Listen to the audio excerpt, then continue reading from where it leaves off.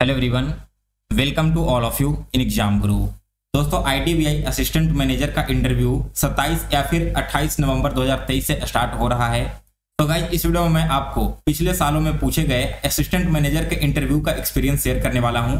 इसके साथ ही दोस्तों, मैंने इस बार आरआरबी पीओ 2023 का इंटरव्यू दिया था, तो उसमें क्या क्या क्वेश्चन मुझसे पूछे गए थे वो भी मैं आपको बताऊंगा।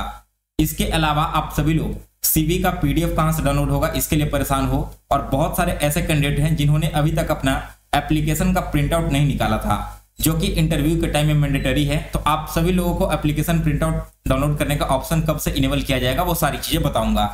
सबसे पहले तो जिन कैंडिडेट को सीवी का पीडीएफ चाहिए तो आप मेरे टेलीग्राम ग्रुप को ज्वाइन कर लो। वहां पर मैंने इस सीवी के पीडीएफ को पिन कर दिया है, इसे आप सभी लोग डाउनलोड कर लेना, इसका प्रिंट आउट निकाल लेना और इस पूरे डिटेल्स को पेन से हैंड रिटन फॉर्मेट में फिल करके लेकर जाना है। यहाँ पर इसे फिल क्या क्या करना है इसके रिगार्डिंग मैं आपको एक सेपरेट वीडियो बना दूंगा, क्योंकि काफी लेंदी हो जाएगा।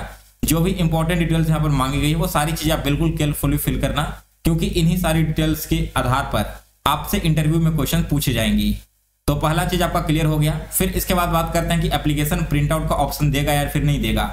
तो देखो, आईबीपीएस या फिर बैंकिंग के जितने भी एग्जाम्स होते हैं उन सभी में इंटरव्यू से पहले एप्लीकेशन को प्रिंट करने का लिंक फिर से एक्टिव किया जाता है। तो इसके लिए आपको बिल्कुल भी टेंशन लेने की जरूरत नहीं है। हाल ही में आरआरबी पीओ का इंटरव्यू हुआ था, तो वहां पर भी आप सभी के लिंक कुछ दिन के लिए एक्टिव कर दिए गए थे। सिमिलरली इसका भी लिंक एक्टिव कर दिया जाएगा और फिर आप वहां से अपना प्रिंट आउट निकाल सकते हो। चलिए दोस्तों, अब आगे बढ़ते हैं और देखते हैं इंटरव्यू एक्सपीरियंस के बारे में। तो ये रहा मेरा आरआरबी पीओ 2023 का इंटरव्यू एक्सपीरियंस। मेरा इंटरव्यू पटना में था, पैनल नंबर 1 था सेकंड शिफ्ट में, ठीक है। और यहाँ पर आप क्वेश्चंस देख लेना एक बार क्या क्या पूछे गए थे। मैं इसके बारे में आपको डिटेल्स में नहीं बताऊंगा, डायरेक्ट आईडीबीआई के इंटरव्यू एक्सपीरियंस की ओर बढ़ते हैं। ये था टोटल 12 क्वेश्चन। इसके अलावा 12 क्वेश्चन और पूछे गए थे। ओवरऑल 10 मिनट तक मेरा इंटरव्यू चला था, जब जिसमें 22 से लेकर के 24 क्वेश्चन पूछे गए थे। सारे क्वेश्चन आपने यहाँ पर देख लिया। इसका पीडीएफ भी मैं आपको अवेलेबल करवा दूंगा टेलीग्राम चैनल पर। फिर इसके बाद आगे बढ़ते हैं। तो देखिए, ये रहा आईडीबीआई असिस्टेंट मैनेजर में पहले कैंडिडेट का इंटरव्यू एक्सपीरियंस। दोस्तों, ये जो आपका अबाउट योरसेल्फ के बारे में क्वेश्चन है ना, ये लगभग हर एक कैंडिडेट से क्वेश्चन पूछा जाएगा। 99% कैंडिडेट जो इंटरव्यू देने जाएंगे उन सभी से इंट्रोडक्शन के बारे में पूछा जाएगा। तो अगर आपने अभी तक अपना सेल्फ इंट्रोडक्शन तैयार नहीं किया है तो इसे बहुत ही शानदार तरीके से तैयार कर लो, क्योंकि जैसे ही आप सेल्फ इंट्रोडक्शन दोगे तो फिर अगला क्वेश्चन आपके इंट्रोडक्शन के ऊपर ही बनकर आएगा। तो इसे बहुत ध्यान से समझ कर बोलना, कुछ भी यहाँ पर गलत चीजें या फिर ऐसी चीजें मत बोल देना जिसके बारे में आपको डिटेल में नॉलेज ना हो। फिर इसके बाद पूछा गया था कि आपकी हॉबी क्या है। अब हॉबी में भी कई लोग बोल देते हैं मुझे क्रिकेट खेलना पसंद है या फिर सिंगिंग पसंद है, और फिर जब उस टॉपिक से उनसे क्रॉस क्वेश्चन पूछा जाता है तो उसका जवाब नहीं दे पाते। तो इसका भी आप लोग ध्यान रखना, जो भी आप हॉबी बोलने वाले हो बिल्कुल पहले से इसका क्रॉस क्वेश्चन तैयार करके रखना है आपको, ताकि वहां पर पूछने के बाद आप लोग कंफ्यूज मत हो जाओ। फिर इसके बाद पूछा गया था कि आईडीबीआई के बारे में कुछ करंट न्यूज बताइए। तो ये भी एक बहुत इंपॉर्टेंट क्वेश्चन है। आप सभी लोग हाल फिलहाल में जो भी आईडीबीआई से रिलेटेड कुछ न्यूज आए होंगे उसे पढ़ लेना। इसके लिए आप गूगल करके देख ले सकते हो इसके बारे में।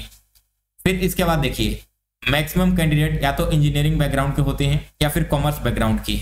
तो आपसे ये क्वेश्चन जरूर पूछा जाएगा कि आपकी जो ग्रेजुएशन का सब्जेक्ट है वो बैंकिंग में किस प्रकार से सहायता करेगा, या फिर आपने इंजीनियरिंग किया, कॉमर्स किया, इसके बाद बैंकिंग में क्यों आना चाहते हो। तो इसके बारे में भी आपको बिल्कुल शानदार सा जवाब तैयार होना चाहिए।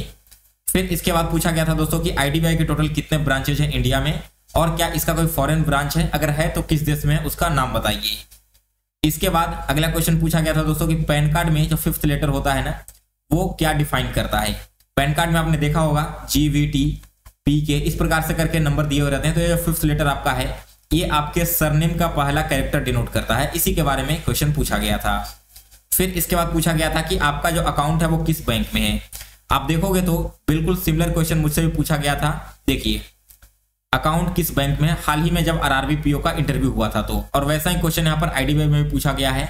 तो लगभग सारे बैंकिंग के जो भी इंटरव्यू होते हैं वही क्वेश्चंस रिपीट होते रहते हैं। यहाँ पर आपसे बैंक अकाउंट के बारे में अगर पूछा जाएगा तो इसके बाद अगला सवाल यह भी हो सकता है कि आपके बैंक के अभी करंट में चेयरमैन क्या कौन है, वहां के कुछ रेशियो वगैरह होते हैं, सीआरआर रेशियो वगैरह, वो कितना चल रहा है, या फिर उसके कितने ब्रांचेज हैं, कब स्थापित हुआ था। तो जैसे ही आप इस सवाल का तैयार करोगे तो इसके बारे में क्रॉस क्वेश्चन भी आप लोग रेडी करके जाना। इसके अलावा कुछ बेसिक बैंकिंग टर्म्स होते हैं, जैसे म्यूचुअल फंड, डिपॉजिट्स कितने प्रकार के होते हैं, सीआरआर, एसएलआर क्या है, ये सारी चीजें आपने पढ़ लेना। इसका पीडीएफ मैं आपको उपलब्ध करवा दूंगा अपने टेलीग्राम चैनल पर। गाइडली की तरफ से आरआरबी पीओ के लिए जो पीडीएफ अवेलेबल करवाया गया था वही PDF आप पढ़कर चले जाना। यह है दोस्तों आपका कैंडिडेट नंबर 1 का। फिर इसके बाद देखो सेकंड कैंडिडेट जब गए तो उनसे भी पहला क्वेश्चन नहीं पूछा गया कि अपने बारे में कुछ बताइए, यानी कि सेल्फ इंट्रोडक्शन। फिर इसके बाद अगर आपका ग्रेजुएशन और अभी के इंटरव्यू के बीच में काफी ज्यादा गैप है तो यह क्वेश्चन भी आपसे पूछा जा सकता है कि इतना गैप क्यों है और इस दौरान आपने क्या क्या किया, केवल तैयारी की या फिर इसके अलावा और भी कोई आपके पास वर्क एक्सपीरियंस है। इसके बाद पूछा गया था कि क्या आपने और भी कोई बैंक एग्जाम दिया है। तो देखिए डेफिनेटली अगर आप एक कैंडिडेट हो बिलो 15-25 ईयर्स एज तो आपने बैंक एग्जाम दिया ही होगा, और अगर आपके 3-4 रिजल्ट अभी पेंडिंग में है तो इसमें से आप कोशिश करना 1-2 रिजल्ट के बारे में बताने का, क्योंकि अगर आपने यहाँ पर सारे एग्जाम के बारे में बता दिया तो कहीं ना कहीं उनके मन में ऐसा आ सकता है कि आप इस जॉब को ज्वाइन नहीं करोगे क्योंकि आपके पास अपॉर्चुनिटीज की कमी नहीं है। इसके अलावा आप बैंक को क्यों ज्वाइन करना चाहते हो ये आपसे पूछा गया है। फिर पूछा गया था WPI क्या है, CPI क्या है, इन्फ्लेशन और GDP क्या है। इसके बाद SLR, CRR, open market operation के बारे में पूछा गया था। फिर देखो एक बहुत इंपॉर्टेंट पॉइंट यहाँ पर है प्राइवेटाइजेशन के बारे में। अब इस पर आप जो भी बोलना बहुत सोच समझ कर बोलना, क्योंकि IDBI एक प्राइवेट बैंक है और यहाँ पर अगर आपने प्राइवेटाइजेशन के बारे में बहुत ज्यादा कुछ निगेटिव बोल दिया तो आपके मार्क्स यहाँ पर डिडक्ट कर लिए जाएंगे बहुत ही ज्यादा, 50, 55, 60 के अराउंड मार्क्स देकर आपको छोड़ दिए जाएंगे। तो इस चीज का आप लोग ध्यान रखना, प्राइवेटाइजेशन के बारे में क्या बेनिफिट्स है एंड क्या लॉस है, दोनों को बिल्कुल बैलेंस वे में बनाकर आप इसका जवाब देना। फिर इसके बाद है कि जो इन्फ्लेशन होता है ना, इसे RBI कैसे कंट्रोल करता है, ये आप डायरेक्ट सर्च करना गूगल में, हाउ RBI कंट्रोल इन्फ्लेशन, आपको पूरी डिटेल्स में आ जाएगी, उसे अच्छे से एक बार ध्यान से समझ लेना। इसके बाद आपने जो ग्रेजुएशन कर रखा है, ठीक है, ग्रेजुएशन से रिलेटेड हर एक कैंडिडेट से सवाल पूछा जाता है, चाहे आपके IDBI के एग्जाम हो, इंटरव्यू हो, IBPS PO हो या फिर RRB PO हो। इस बार भी जब आपका इंटरव्यू चल रहा था RRB का 2023 में, तो ज्यादातर क्वेश्चन आपके ग्रेजुएशन से ही पूछे जा रहे थे। इसके अलावा MSME का डेफिनेशन पूछा गया था, मनी मार्केट और कैपिटल मार्केट क्या होता है ये पूछा गया था। फिर पूछा गया था प्रायोरिटी सेक्टर लेंडिंग क्या है, ठीक है ना, यहाँ पर स्पेलिंग मिस्टेक हो गया है। प्रायोरिटी सेक्टर लेंडिंग आप सभी को पता होना चाहिए क्योंकि बहुत ही इंपॉर्टेंट टर्म है और इसका अलग अलग सेक्टर में क्या परसेंटेज है ये भी आपको मालूम होना चाहिए। फिर इसके बाद आपको IDBI के बारे में ब्रीफ हिस्ट्री पता होनी चाहिए, वर्तमान में इसके चेयरमैन से लेकर इसकी स्थापना कब हुई, क्यों हुआ, IDBI का फुल फॉर्म क्या है, ये सारी चीजें आपको मालूम होनी चाहिए। तो यह दोस्तों आपका कैंडिडेट 2 का एक्सपीरियंस। फिर इसके बाद कैंडिडेट 3 का एक्सपीरियंस देखोगे तो सेल्फ इंट्रोडक्शन क्या है। इसके बाद आपका जो सब्जेक्ट है ग्रेजुएशन का वो बैंक को कैसे हेल्प करेगा, फैमिली के बारे में पूछा गया था। इसके अलावा ग्रेजुएशन के बारे में पूछा गया था, प्रीवियस एग्जाम के बारे में और आपका रोल क्या होगा बैंक में, यानी कि आप बैंक में किस प्रकार से सहायता करोगे प्रॉफिट अर्न करने में। इसके बाद 4th कैंडिडेट से फिर सेल्फ इंट्रोडक्शन, जॉब एक्सपीरियंस, क्योंकि उनके पास कोई पहले से जॉब का एक्सपीरियंस होगा इस वजह से ये क्वेश्चन पूछा गया था। इसके अलावा फैमिली बैकग्राउंड पूछा गया। फिर पूछा गया था फाइनेंस मिनिस्टर कौन है इंडिया के एंड आप जिस स्टेट से बिलोंग करते हो उस रिस्पेक्टिव स्टेट के भी फाइनेंस मिनिस्टर का नाम पूछा गया था। इसके अलावा RBI यानी कि रिजर्व बैंक ऑफ इंडिया के गवर्नर का नाम पूछ लिया गया है।